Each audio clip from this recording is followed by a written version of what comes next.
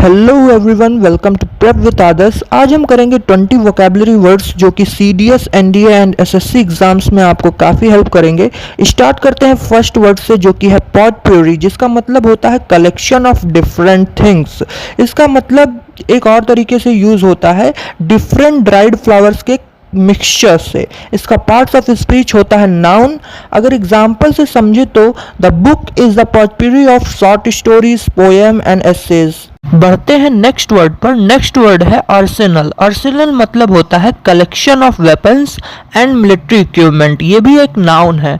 बात करें इसके एग्जाम्पल की तो India is strengthening its arsenal to ensure national security. तो भारत क्या कर रहा है, अपने नेशनल सिक्योरिटी को स्ट्रॉन्ग करने के लिए अपने वेपन इक्विपमेंट्स को स्ट्रेंथ कर रहा है। ठीक है, नेक्स्ट वर्ड है हमारा मोनोपोली। मोनोपोली मतलब होता है व्हेन वन पर्सन और company has total control over a product और सर्विस विदाउट एनी कंपटीशन। जब किसी एक व्यक्ति या एक कंपनी का किसी एक प्रोडक्ट या सर्विसेज पर पूरी तरीके से कंट्रोल हो जाए, उसका कोई भी कंपटीशन ना बचे, तो उसे हम मोनोपोली बोलते हैं। एग्जाम्पल के तौर पर देखें तो only one shop sells milk in the whole village, so it has a monopoly. मतलब उस पूरे विलेज में एक ही शॉप है जो मिल्क बेचती है, ठीक है, दूध बेचती है, तो उसके पास क्या है, मोनोपोली है। ठीक है, बढ़ते हैं नेक्स्ट वर्ड पर। नेक्स्ट वर्ड है हमारा कार्ट ब्लैंच। कार्ट ब्लैंच एक फ्रेंच फ्रेज है जिसका मतलब होता है ब्लैंक पेपर या ब्लैंक कार्ड, मतलब जिसको हम हिंदी में बोलते हैं कोरा कागज,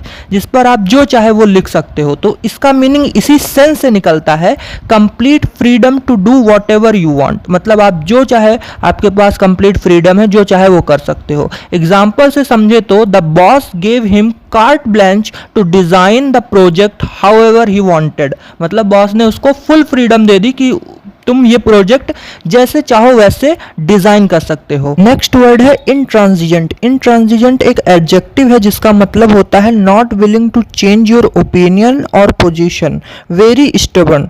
मतलब कि जब कोई अपना अडिग रहता है, अपना ओपिनियन चेंज नहीं करता, तो उसे इंट्रांजिजेंट बोलते हैं। एग्जाम्पल के तौर पर the leaders remain intransigent during the negotiations. तो नेगोशिएशन के दौरान जो लीडर्स थे वो अडिग थे, अपने बात पर टिके हुए थे, इंट्रांजिजेंट थे।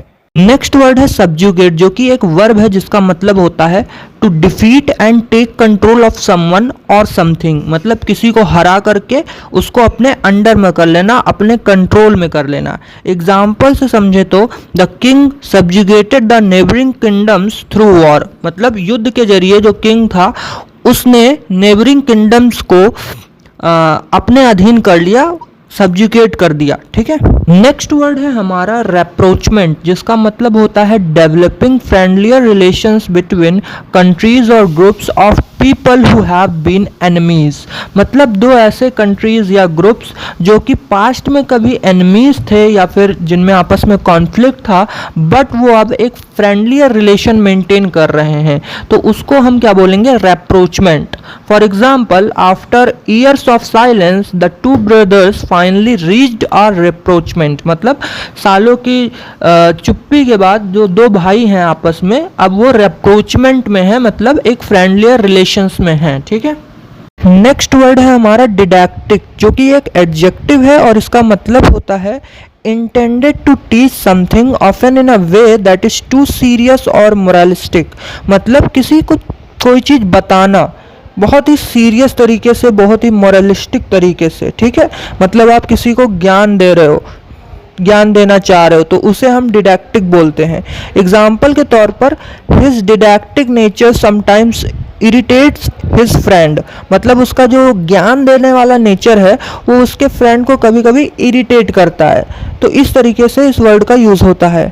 नेक्स्ट वर्ड है प्यूट्रिड। इसका मतलब होता है जब कोई चीज़ सड़ या गल जाती है तो उसमें से बहुत गंदी बदबू आती है, तो उसी के लिए ये वर्ड यूज़ होता है। Smelling very bad because of decay और रोटिंग। इट इज़ एन एडजेक्टिव, ये एक एडजेक्टिव है।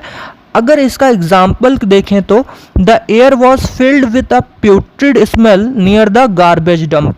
तो गार्बेज डंप के पास जो हवा थी वो बहुत ही बदबूदार थी। नेक्स्ट वर्ड है हमारा ट्रांसग्रेस, जिसका मतलब होता है to break a rule, law और मॉरल कोड, मतलब किसी नियम, कानून या फिर नैतिक मूल्यों का उल्लंघन करना।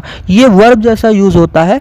एग्जाम्पल के तौर पर he was punished for transgressing the school rules, तो उसको किस लिए पनिश किया गया, क्योंकि उसने स्कूल रूल्स फॉलो नहीं किए।